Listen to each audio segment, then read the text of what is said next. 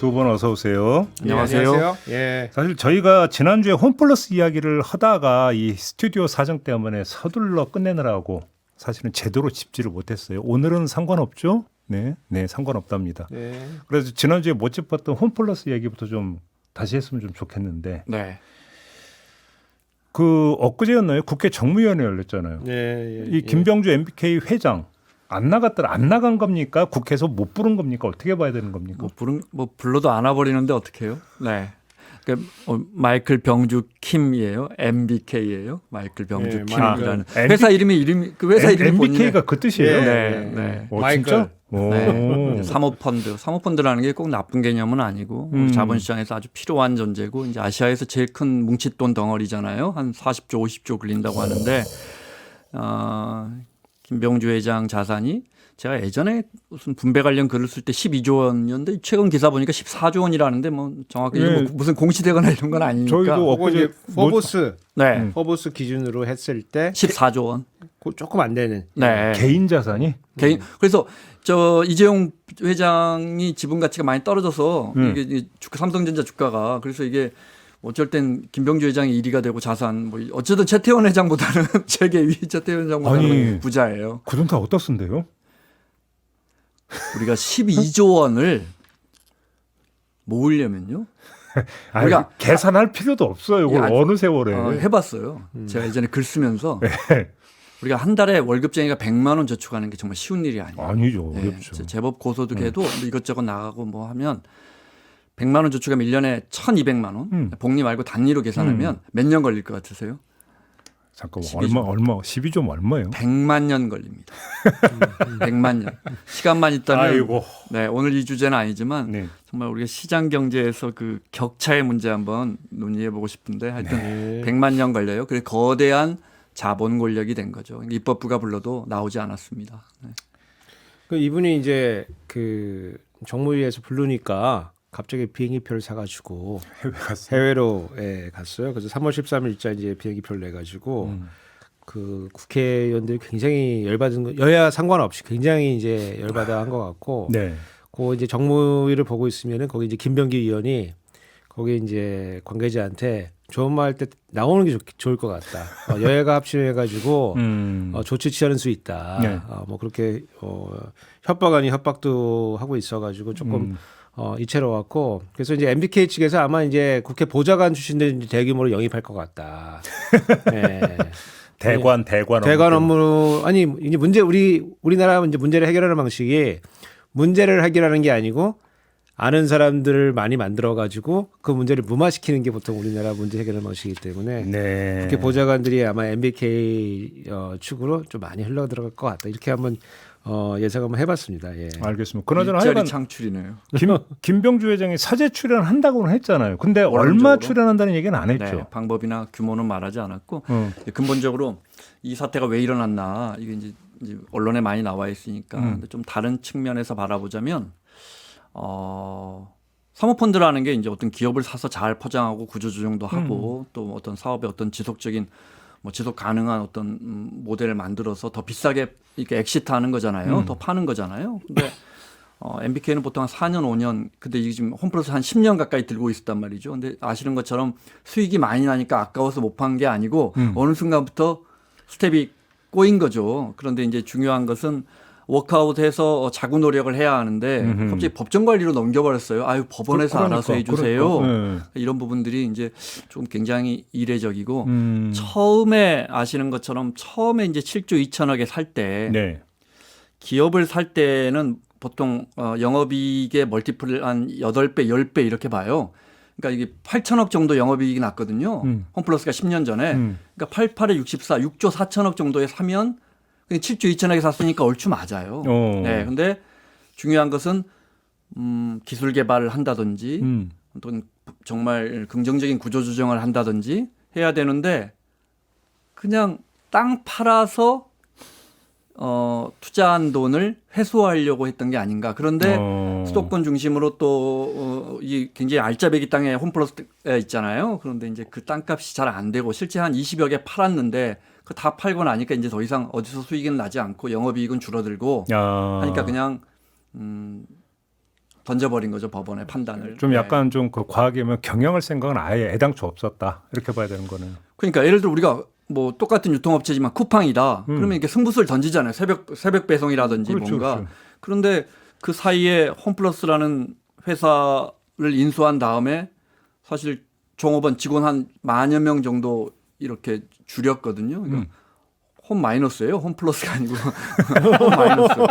계속해서 뭔가 알짜배기 자산은 하면서 그런데 이게 이제 블라인드 펀드를 1, 2, 3, 4, 5 이렇게 운영을 하는데 이게 사모펀드에서 운영하는 거거든요. 근데 이 사모펀드가 뭐 네파도 가지고 있고 뭐 이것저것 많이 가지고 있고 이미 영업이익을 이 블라인드 펀드에서만 한 2, 3조 냈다는 거예요. 근데 여기서 돈을 내 에쿼티 내 자본을 끌어내고 한 1, 2조 들어간 것 같아요. 네.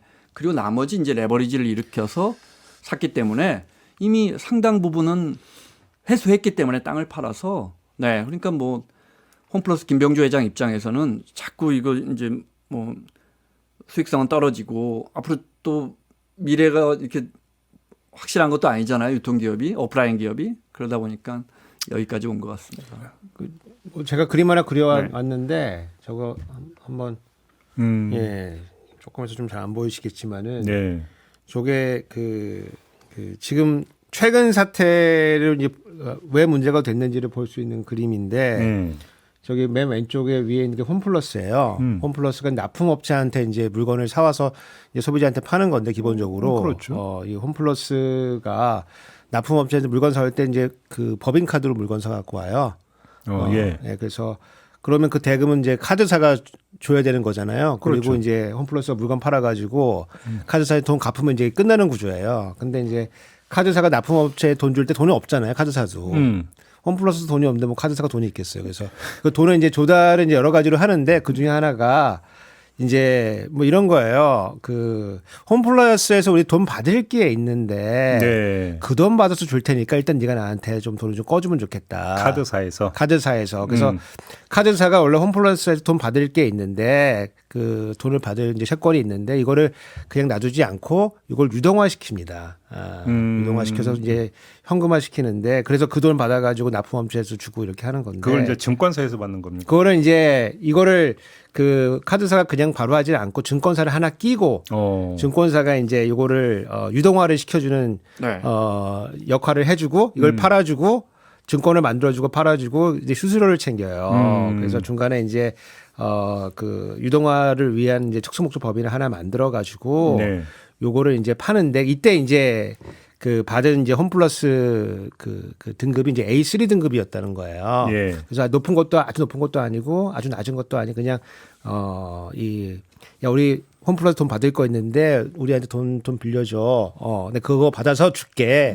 요런 거래가 지금 되는 건데 그게 이제 아주 높은 건 아니니까 이자를 좀 잘 쳐줬거든요. 그래서 보통 뭐 최근 금리가 뭐 2, 3%였는데 이게 한 6%에서 7% 그 사이에 높은 금리 주니까 돈 있는 사람들이 이제 이걸 이 채권을 사는 거죠. 근데 이제 보통 이게 만기를 1년으로 치면은 야 그래도 1년이면 너무 위험한 거 아니야. 그래서 사람들이 잘 안 사요.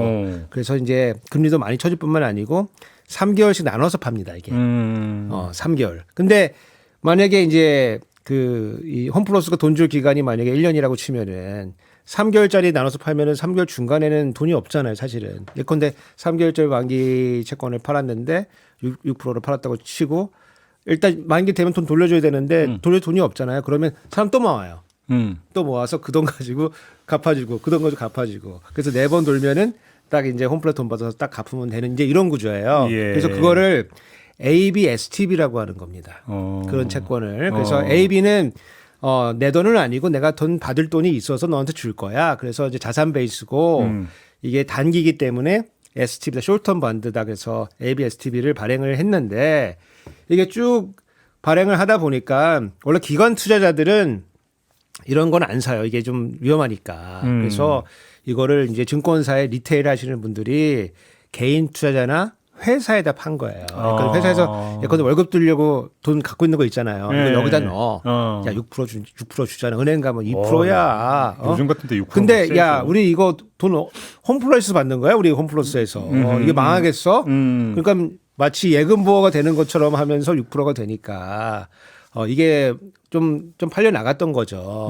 근데 이게 이 홈플러스를 평가하는 이제 평가 회사들이 뭐 한신평이니 뭐 한기평이니 하는 회사들이 잘 보니까 이게 야 니네가 야 현금을 잘 못 만들어내네. 그 투자도 잘 안 하네. 그리고 니네 기본적으로 지금 매장에서 지금 잘 안 팔리잖아. 매출이 잘 안 나고 네, 영업이 적자 아니야. 네. 3년 적자고 지금 4년째 적자 나올 것 같은데. 예. 그래서 등급을 한 단계 내렸어요. 어허.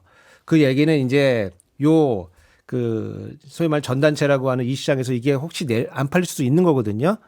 근데 이 중간에서 이제 이 거간을 한 증권사 얘기들로는 이거 그래도 팔린다. A3에서 A3 마이너스로 한 등급 내려갔는데 그래도 이거 소화가 되는 거다. 이제 이렇게 얘기를 하고 있는데 이 홈플러스 측에서는 이제 어떻게 한 거냐면은 야 3개월 있으면 우리 돈이 맡길 수가 있어. 지금 법정으로 가자. 이렇게 한 거예요. 그래서 이 정무위를 보면은 그 증권사가 이제 신영증권으로 나오는데 예. 신영증권에 그 관계자가 나와가지고 상당히 우리도 당황스럽다. 이거 팔리는 증권인데 왜 갑자기 이거 들고서 법정으로 뛰었냐라고 해가지고 문제 제기가 있는 거고 국회의원들이 이제 그의원들이 뭘 질문하냐면은 니네 목요일이나 금요일 날 2월 말에 이제 통보를 받았을 텐데 그 다음 주 화요일에 이 법정으로 뛴 거거든요. 니네 이거 준비해놨던 거 아니야 일부러? 야, 국회에서 그거 좀 네, 쟁점이 너네 이거 야, 니네 주말 동안에 서류 어떻게 준비했어? 특히 이제 공공 서류 떼야 되는데 그게 한 50여 정 된다 그래요. 준비할 때 서류가. 그러면 니네 아무리 빨리 해도 보통 한 달에서 2달 걸리는데 니네 이거 받자마자 한 거 보니까 니네 이거 준비하고 있다가 이 사태 일으킨 거네. 이거가 하나가 있고 그리고 2월 말이 되면은 갑자기 이 전단체를 많이 발행을 합니다. 갑자기. 그러니까 이게 상황이 안 좋다는 거는 어느 정도 공유가 됐었을 텐데. 이 뭐 먹튀 의혹이 있네요.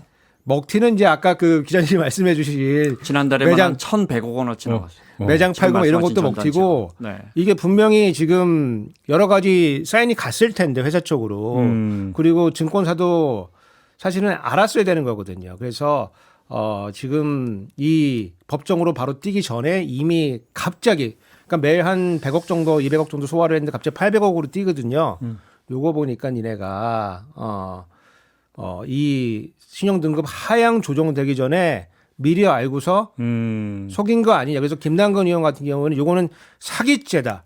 이제 사기친 거다.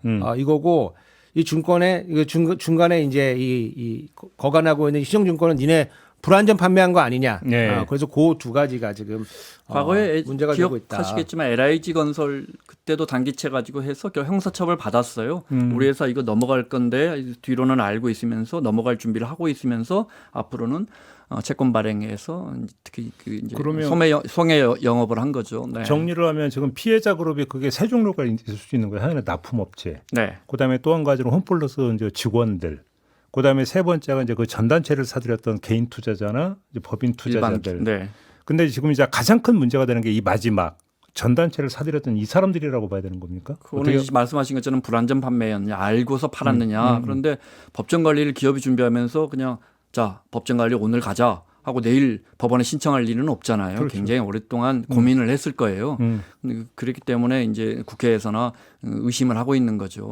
이게 알면서도 계속 단기 자금을 융통한 거 아니냐. 근데 이제 지금 사실 이런 상품들이 증권사 가면 많아요. 6% 7%짜리. 그래요? 근데 이제 사실은 그 소비자에게도 문제는 있는 거예요. 아니 왜 6%를 주겠어요? 시중 상품들이 2% 3%인데 그만큼 위험하기 때문인데. 그렇죠, 그렇죠. 그래서 이제 뭐 또 어느 쪽에 큰 잘못이라 소비자에게도 일부 책임이 있는 것이고 제가 볼 때는 작년에 리파이낸싱을 해요. 한 1조 2천억 정도 다시 채무 조정을 하는데 메리츠가 이런 급전 빌려주기로는 아주 최근 몇 년 사이에 2023년에도 롯데건설에 한 12%? 1년에 12%면 얼마나 선순위로 들어와요. 그러니까 돈을 떼일 염려가 없는 거예요. 선순위로 들어와서 근데 거기 조건에 아마 이 전단체가 트리플 마이너스로 A 트리플 마이너스 이하로 떨어지면 안 된다는 조건이 있었던 것 같아요. 그러니까 이제 그렇게 되면 이제 선순위 채권자한테 물리는 거예요.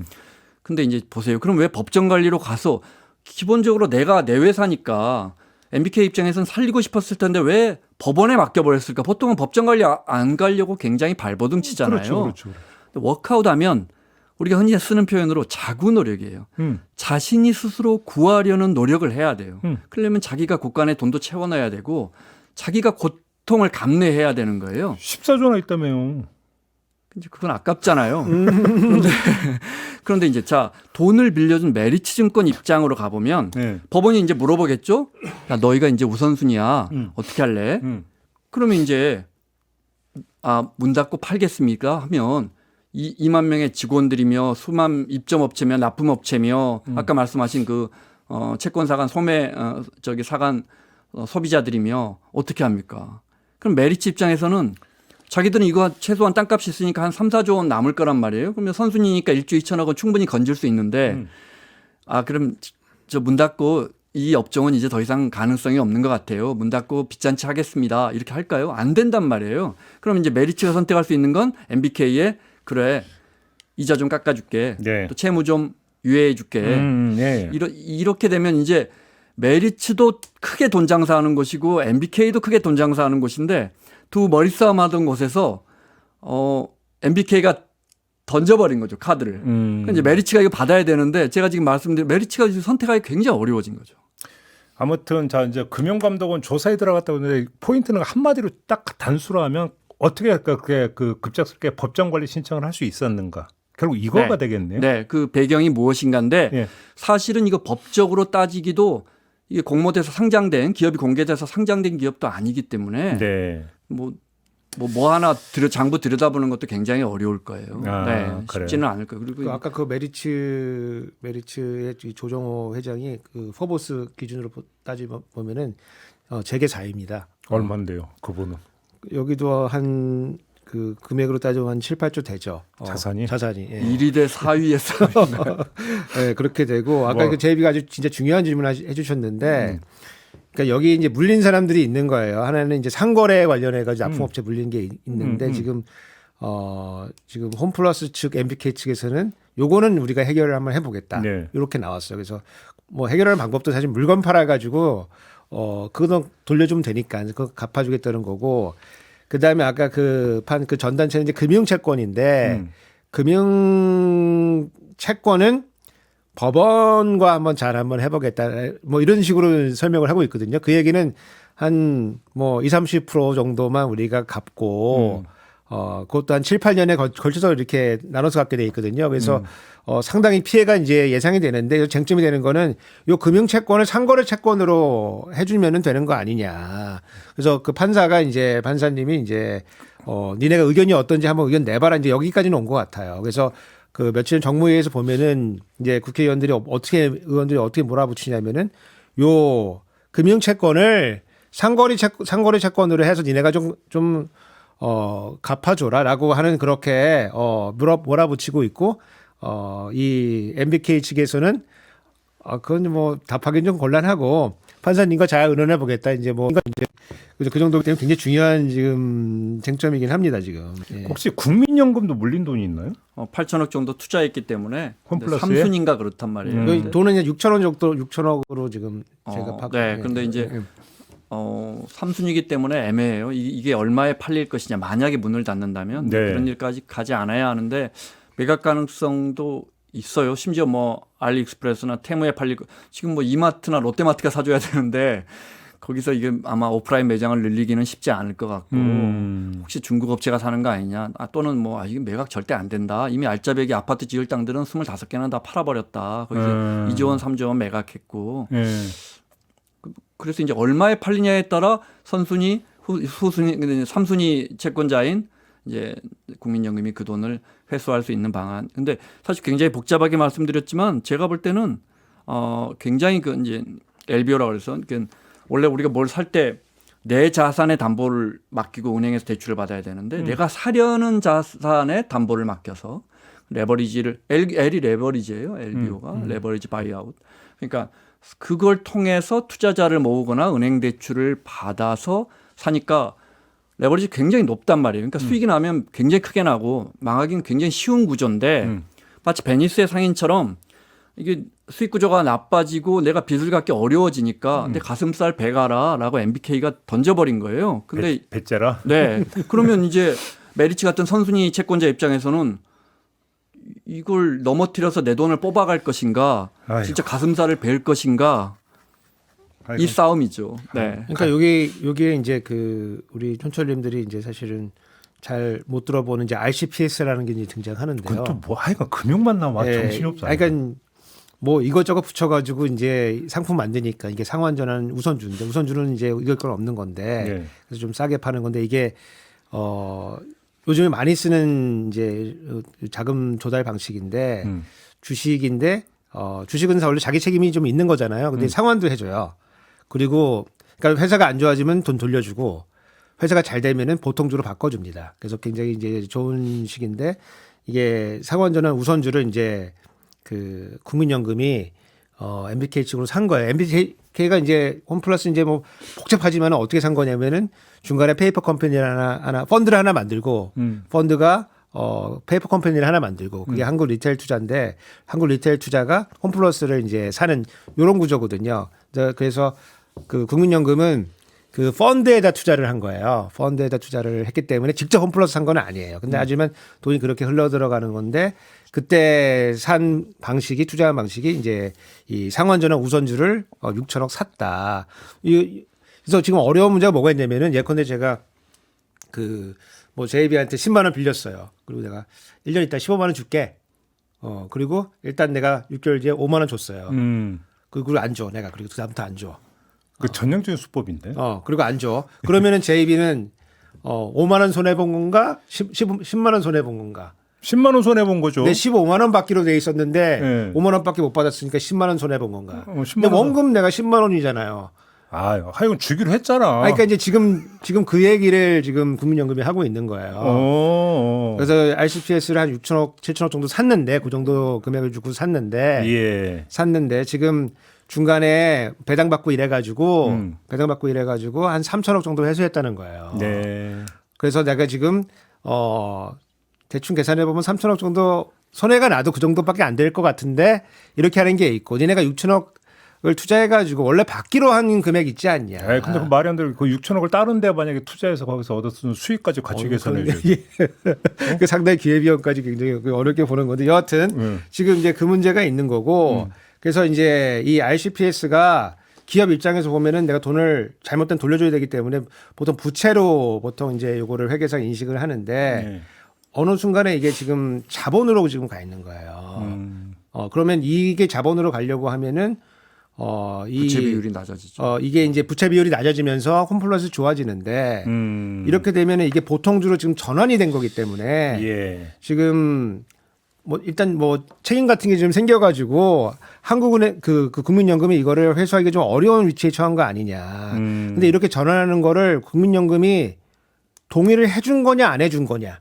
이것도 몰라요? 국민연금 우리 해준 적 없다 이렇게 돼 있는 거고. 근데 홈플러스 회계 측에서는 지금 이게 이렇게 넘어가 있는 거고. 그래서 국민연금이 돈을 회수할 가능성이 좀 아까 뭐 선순위 개념도 말씀 주셨지만 굉장히 좀 낮아진 거 아니냐라고 이제 많은 사람들이 지금 의심을 갖고 있는 기본적으로 거고. 자본시장에서 상장되지 않은 기업은 사인과 사인 간의 거래잖아요. 그렇죠. 그래서 공공이 어떤 문제가 생겼다고 해도 그거 좀 들여다봅시다. 이게 쉽지가 않아요. 그러니까 그 돈 중에 내 돈도 있는데 지금. 그런데 피해는 근데 그러니까. 문제는 그렇죠. 그 부분이죠. 피해는 근데 공공으로 이어진단 말이에요. 그러니까. 네. 알겠습니다. 그 정도로 하고 국민연금 나왔으니까 요 얘기가 좀 해보죠. 여야가 모수개혁에 합의를 했다고 합니다. 보험료율 13%, 소득대체율 43%. 일단 어떻게 평가하십니까, 두 분? 이렇게 하면 한 17년 정도 고가를 미룰 수 있다는 거예요. 지금 우리가 2054년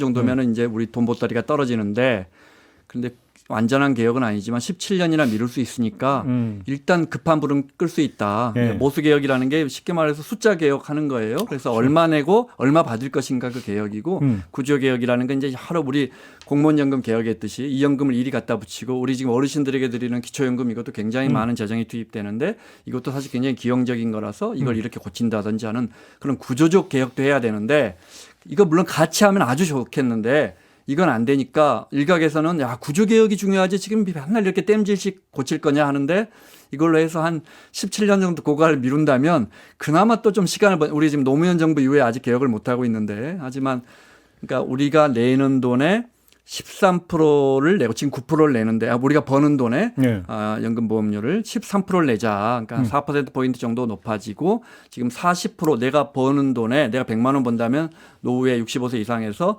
40만 원을 주는데 43만 원을 주겠다. 조금 더 주겠다. 더 내고 더 받는 개혁으로 가는데 한 가지만 설명드리면 무슨 소득 대체율이 40%야. 내가 1년에 한 1년에 1억 벌었는데 그럼 나한테 4천만 원을 준다고? 이거 택도 없다 계산이. 근데 그게 아니고 40년 납입했을 때 기준으로의 소득 대체율이에요. 맞아요. 40년 꽉꽉 채웠을 때. 꽉꽉 채웠을 때. 근데 선진국은 이게 국민연금이 100년, 200년 돼서 뭐 50년 전에 가입하신 분들, 100년 전에 가입하신 분들도 이게 59세까지 40년을 채우지만 우리는 이게 얼마 안 됐기 때문에 네. 평균 가입 연도가 20년도 안 된다고요. 그러니까 실제로는 지금 40%라고 해도 실제 받는 소득 대체율은 뭐 10몇 %밖에 안 돼요. 아니 그러니까 25살에 그러니까 취업을 해서 국민연금 가입을 했다 하더라도 네. 65세까지 가입 그러니까 저기 보험료를 내야 40년 꽉꽉 채우는 건데 그 말이 되냐고요. 그러니까요. 그러니까 소득 대체율은 이제 통계상으로는 40%만 실제로는 굉장히 떨어지죠. 그래서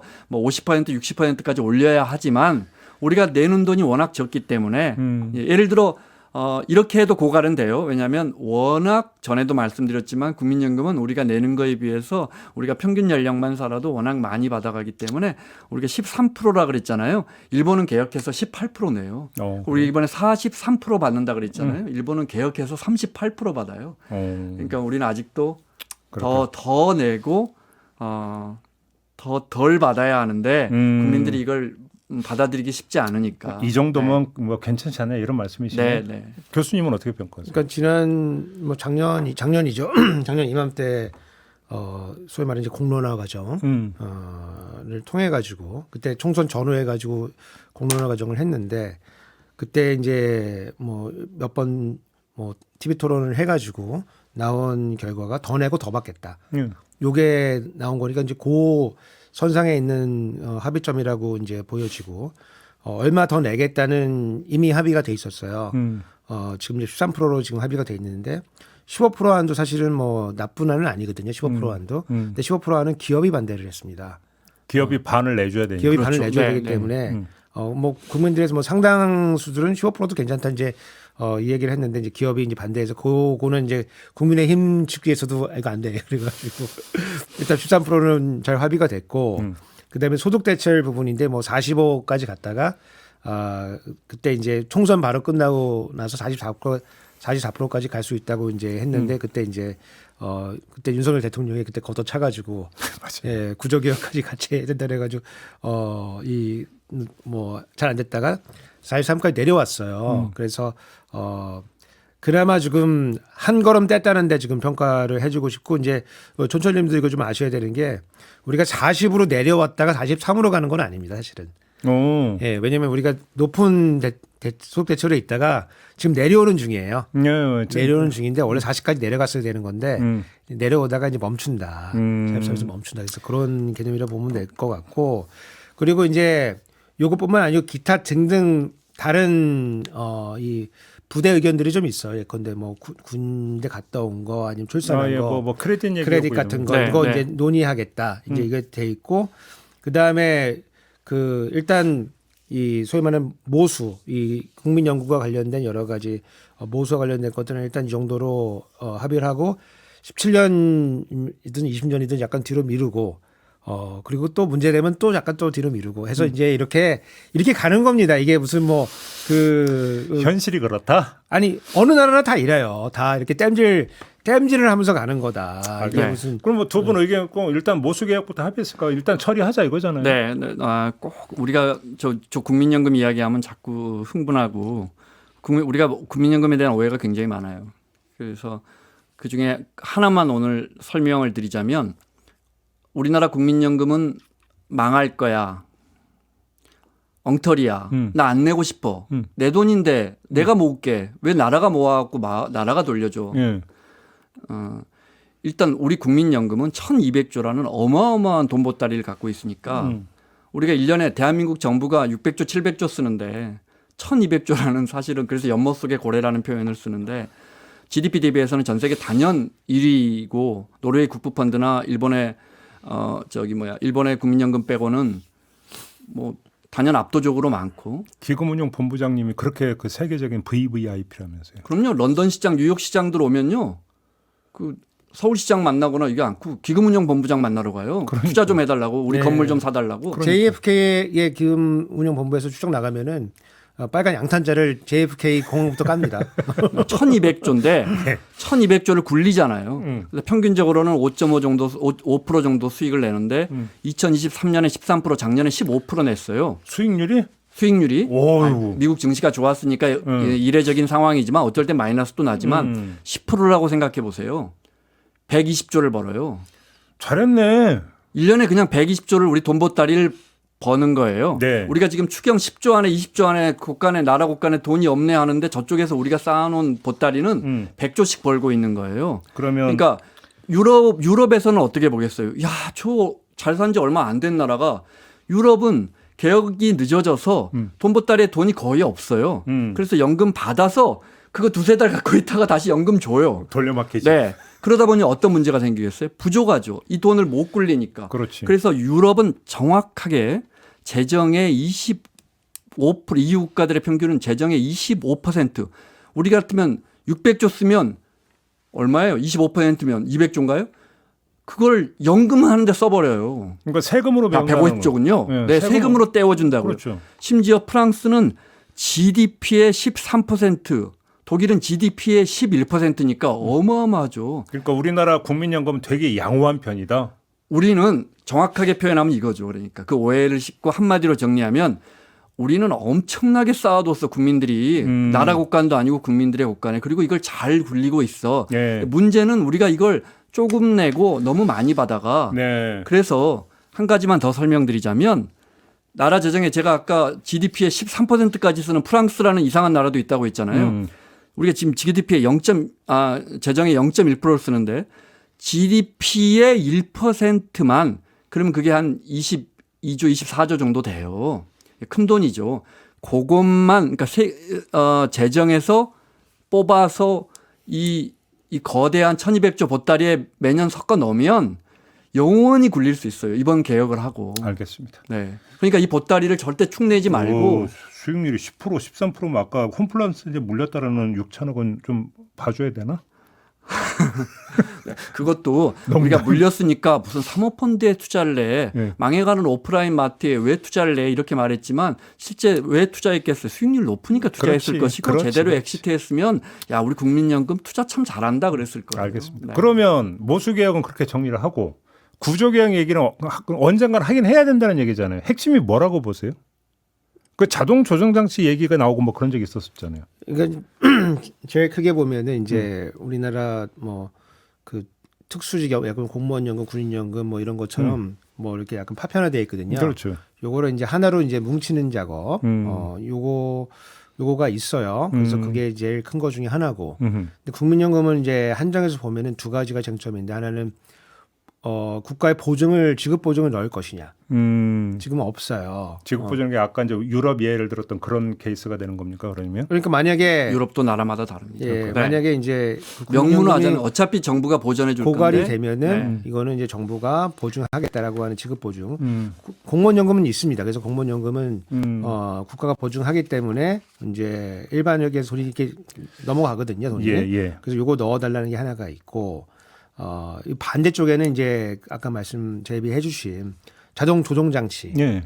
우리 혹시 기금이 안 주어지면 조금 덜 줄 수가 있다. 그렇죠. 그래서 요거와 연계된 게 이제 보통 옛날에 이제 뭐 연금이나 이런 지급 방식이 이제 확정 급여 방식이에요. 주는 돈은 정해 놓은 거거든요.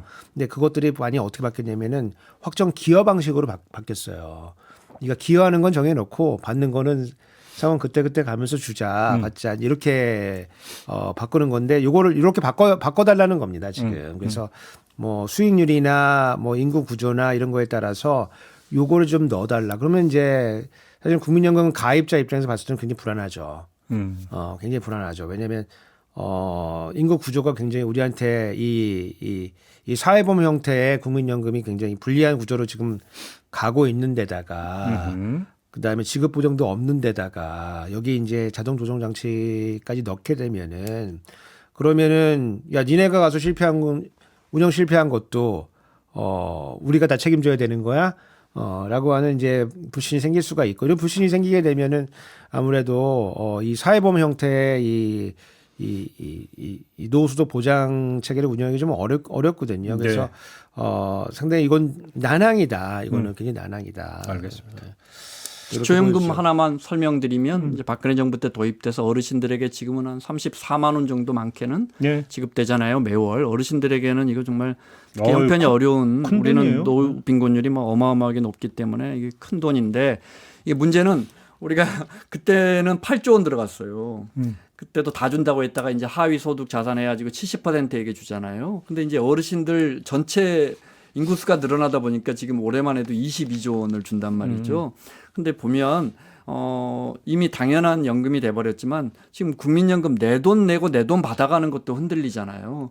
근데 이건 사실 돈 내지 않고 그냥 받기만 하는 거라서 이것도 이제 구조개혁을 해야 하는데 이게 좀 있으면 30조, 40조 금방 돼요. 그렇죠. 그런데 이제 우리는 해마다 선거가 있기 때문에 어느 정권에서 이걸 줄이자, 예를 들어 뭐 중위소득까지만 주자 70%가 아니고 그걸 누가 얘기하겠어요, 그거를. 거기서 그래가지고 내가 늘 30만 원 받다가 갑자기 어느 날 나는 그 자격에서 이탈해서 못 받네 하면 그 편은 날아가는 거죠. 그러니까 이거 정말 선거 때 대한노인회가 얼마나 막강한 조직인데. 그러니까 이 구조개혁하기 정말 어려운데 네. 해야 되는 거예요. 해야 되고 기본적으로 우리가 이제 어르신들 특히 70대 이상 어르신들은 국민연금 젊었을 때 납입할 기회조차 없었고 노인 빈곤율이 높기 때문에 이분들에게 그럼, 계속 예. 매월 챙겨줘야 되지만 기본적으로 이제 나이가 들수록 우리가 이제 그 인구 구조가 바뀔수록 조금씩 줄여가면서 국민연금으로 이걸 갖다 붙여서 구조개혁을 해야 합니다. 알겠습니다. 구조개혁에는 좀 그러니까 여야 합의가 필요한 거죠, 사실은. 네, 그렇죠. 이거 근데 하지 않으면 결국 또 우리가 다 돈으로 내야 돼요. 그러니까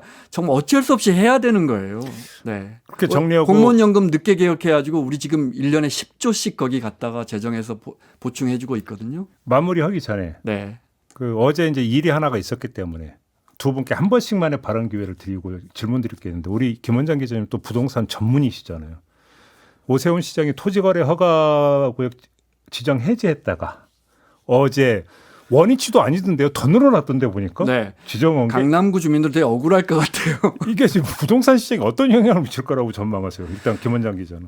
글쎄요. 근데 또 한 번 확인됐잖아요. 부동산 시장은 인화력이 매우 높다. 불씨만 댕기면 그냥 타올라 버리는. 네, 특히 이제 뭐 지금 수도권과 지방에 사시는 분들은 그 뭔 소리야 하시겠지만 서울은 아직도 인하력이 매우 높고 유동자금이 남아 있어서 너무 정말 그야말로 도대체 저는 이걸 풀 때 왜 했는지. 이거는 정말 이해가 안 됐거든요. 예. 네, 그런데 뭐 늦게라도 닫아서 아마 시장에 영향은 있을 거예요. 일단 불길을 잡는데 영향은 있겠지만 좀 뭐 이걸 경험 삼아서 앞으로는 이런 섣부른 선택은 안 했으면 좋겠습니다. 우 교수님은 네. 그때 우리가 잠깐 이 얘기를 한 적이 있어요. 그때 우 교수님은 뭐라고 했냐면 대선을 앞둔 몸풀기라고 그러니까 성격 규정을 하신 바가 있는데 그러면 그런 해석 틀에 대하면 오세훈 시장이 미치는 정치적 효과는 어떻게 될까라고 지금 진단하십니까? 조심스럽지만은 네.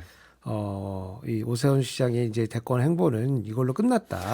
저는 이제 그렇게 봐요. 왜냐하면 네. 오세훈 시장과 그리고 그 시장을 서포팅하는 이 참모 그룹들의 이 정책 생산 능력이라고 하는 게 상당히 후지다.